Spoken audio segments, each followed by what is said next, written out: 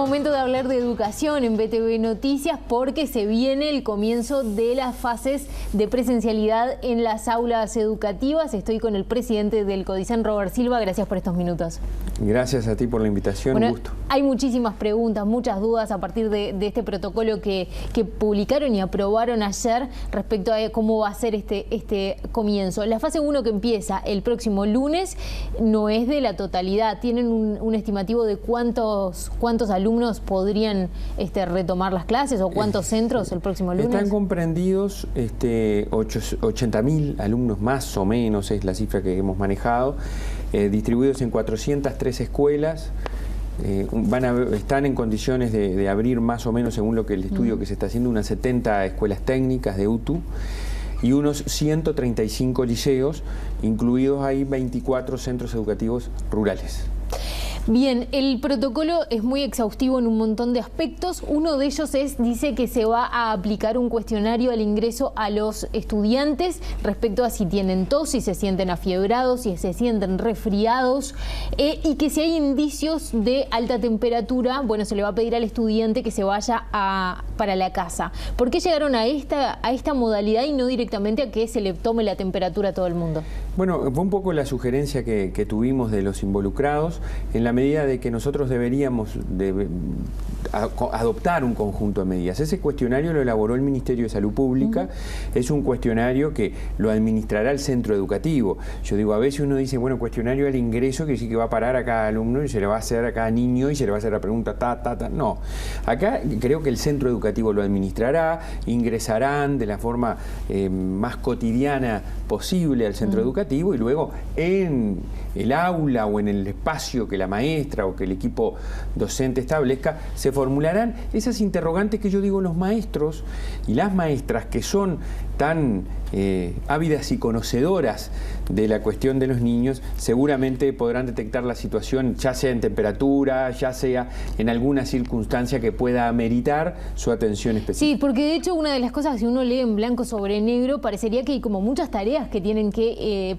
comenzar a realizar los docentes, los trabajadores en general, antes de que el chico se siente en su pupitre a empezar a estudiar. O sea, el cuestionario, la temperatura... No, pero la temperatura no hay que tomar. No se la va a tomar, solo si es en caso de que tengan... Solo si es un caso que se detecte que puede tener temperatura. ¿Han hablado alta, igual con las comunidades educativas de cómo van a ir implementando esto? No, nosotros lo que hemos establecido en esta circunstancia, y ha sido muy bien recibido, porque lo que para nosotros es muy importante, es salir un poco, empezar de la circunstancia en la que estamos, de la situación del discurso a los hechos.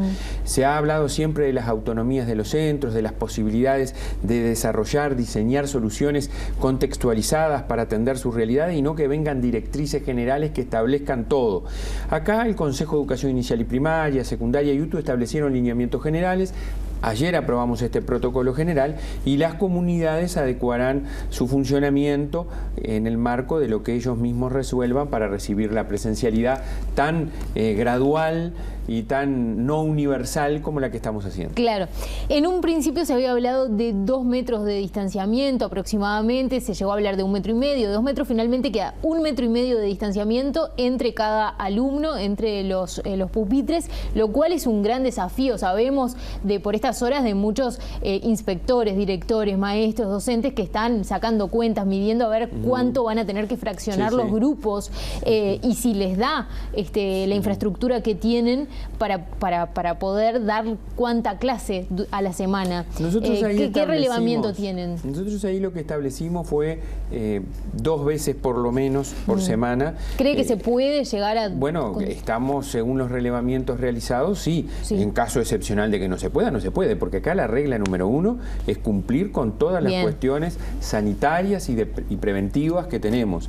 Entonces acá la situación es, los estudiantes tienen que tener ese distanciamiento de 1,5 metros, aconsejado por todos los especialistas que consultamos y que se han expresado, y bueno, el centro educativo tiene que fraccionar los grupos porque nosotros no tenemos capacidad locativa, sobre todo en las escuelas Aprender, que son las que comienzan en el interior el primero, donde las escuelas funcionan en 2 turnos de 4 horas, distinto de las escuelas de tiempo completo que tienen otra capacidad, porque funcionan 7 horas y media. Entonces tienen una infraestructura que puede hacer que el grupo se divida, que el colectivo docente maneje otras hipótesis. Pero hay otras circunstancias también, porque después, esto es en primaria, pero después está secundaria, cuyos grupos son, en general suelen ser un poco más grandes, de repente tienen muchos maestros que ya antes, muchos profesores que antes de esto ya corrían de un centro al otro para tratar de llegar a cubrir todas las horas.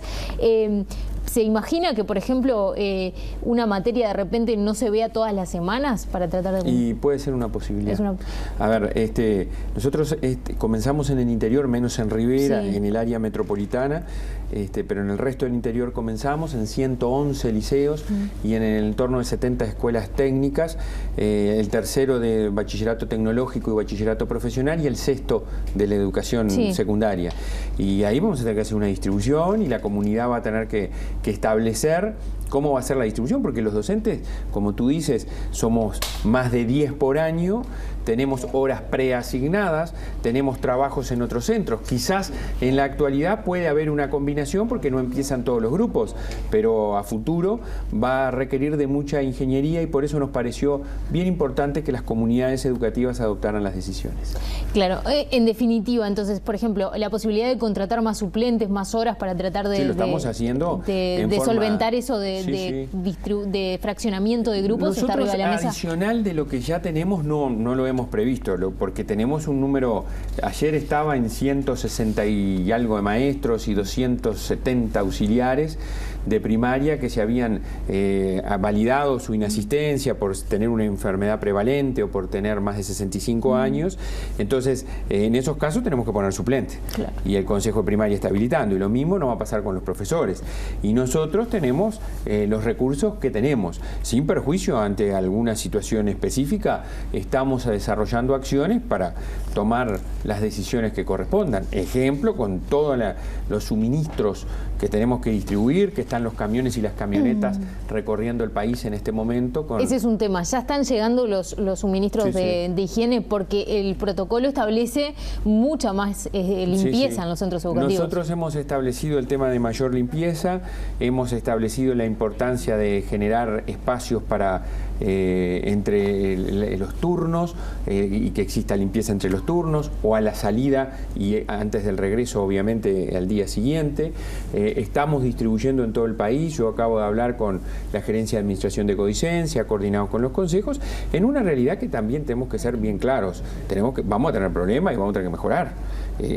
Es así. Quien crea que esto tiene certezas y que no va a haber dificultades, las vamos a tener y muchas.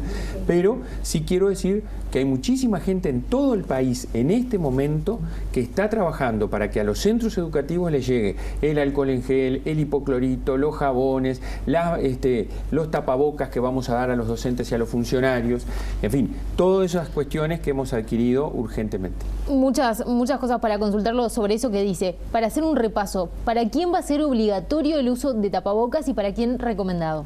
Nosotros tuvimos ayer a última hora, miren, esto lo hicimos en coordinación con el Ministerio de Salud Pública y ayer a última hora tuvimos su último pronunciamiento en relación al tapabocas o mascarilla, lo que nos especificaron que tenemos que poner claramente que los que se usen tienen que cubrir la nariz y la boca y que además tienen que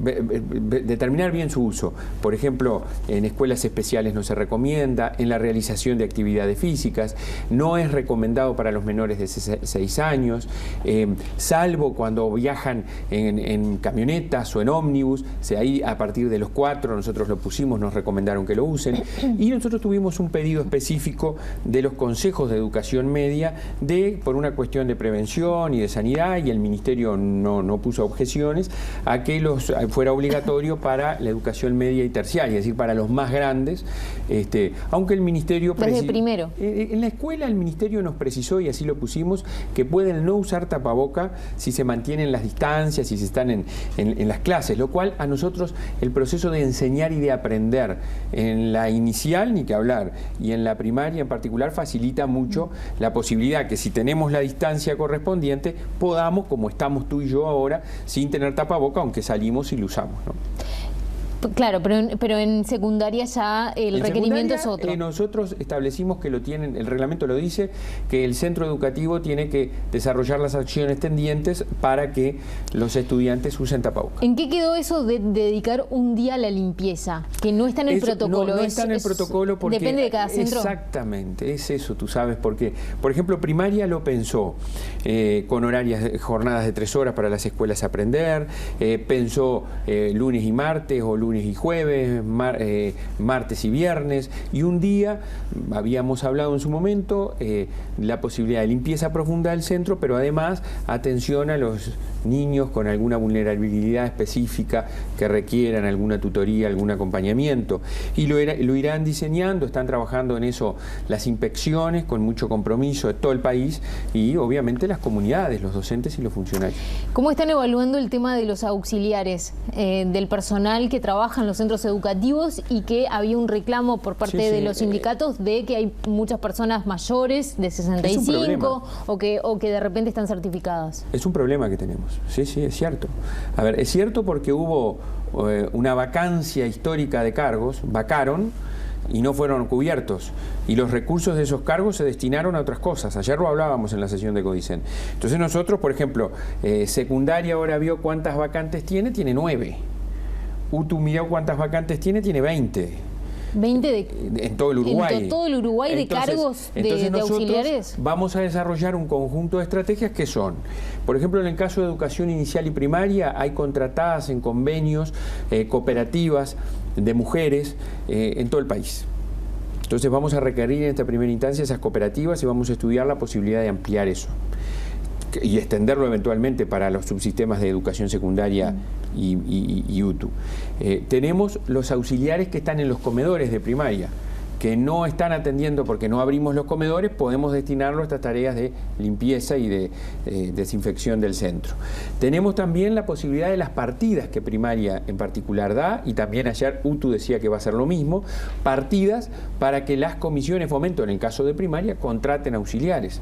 Entonces son distintos mecanismos que vamos a ir generando en todo el país para ir atendiendo esta situación. Que acá tenemos dos cosas: situaciones que heredamos de muchísimo tiempo atrás respecto a los auxiliares de servicio y situaciones que se generan con la pandemia, como tú decías, exoneración por preenfermedad o edad.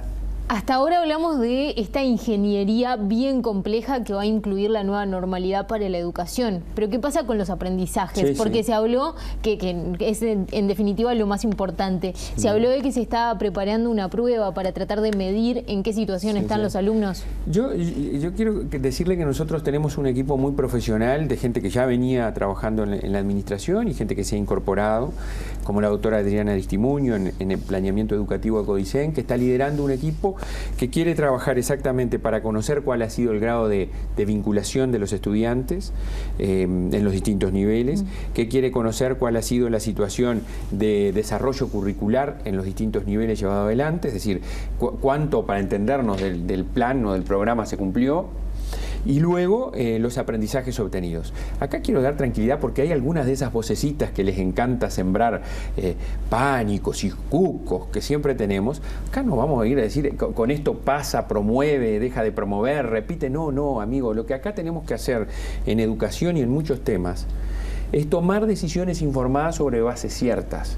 Y la única manera que uno tiene de saber cuál es el estado de situación en el cual se encuentra es evaluando. Pero evaluando para tener consecuencias y sancionar o tomar decisiones de promoción y de acreditación, no. Evaluando para saber cuál es mi estado de situación y a partir de ahí proyectar cómo vamos a seguir a futuro. Unas últimas consultas. Todo este protocolo está aplicado para todos los sistemas que dependen de la ANEP. ¿Qué pasa con los jardines maternales de infantes para los más pequeños, que de repente hay muchos privados que funcionan como cuidado, que ahí por supuesto que el distanciamiento es una ilusión entre niños tan chiquitos? ¿Se aplica lo mismo? Es un tema. Nosotros en la inicial, que comienza recién el 15, o sea que nos quedan 20 días, un poco menos para prepararnos, ya primaria dispuso que se comienza solo con 5.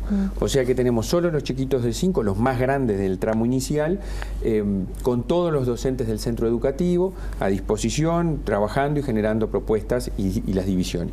Obviamente que acá tenemos un actor protagónico que lo es siempre, El actor protagónico del sistema educativo es el docente. Y para que esto tenga éxito o no, estamos necesariamente los docentes jugando un rol protagónico. Y por eso el reconocimiento a todos los maestros. Y tú me preguntabas por los centros de primera infancia, los que son habilitados o autorizados por la ANEP se rigen por este protocolo. Ahora hay unos cuantos que están en el marco de los CAIF con el INAU, o en el marco de los centros autorizados por el Ministerio de Educación y Cultura, que tendrán sus protocolos.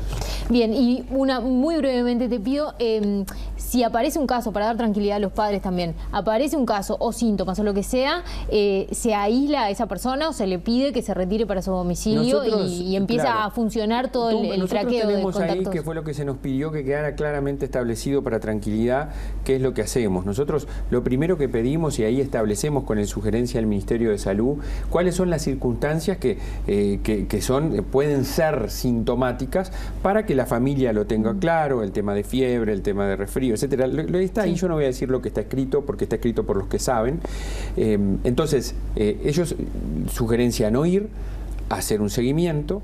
En el caso que aparezca un eventual caso positivo de COVID-19, está en el anexo 2 todo el protocolo, lo que hay que hacer, a quién hay que comunicarse, quién va a asesorarnos del ministerio, los teléfonos, los procedimientos, la desinfección que se va a hacer del aula, la identificación de los compañeros de clase. Está todo establecido para cumplir rigurosamente para el caso de que no suceda algún hecho. Robert Silva, muchas gracias por estos minutos. Gracias a ustedes, un gusto. Nosotros, para cerrar este tema, vamos a compartir a continuación la opinión del infectólogo y pediatra Álvaro Galeana, que asesora al gobierno y que anoche dijo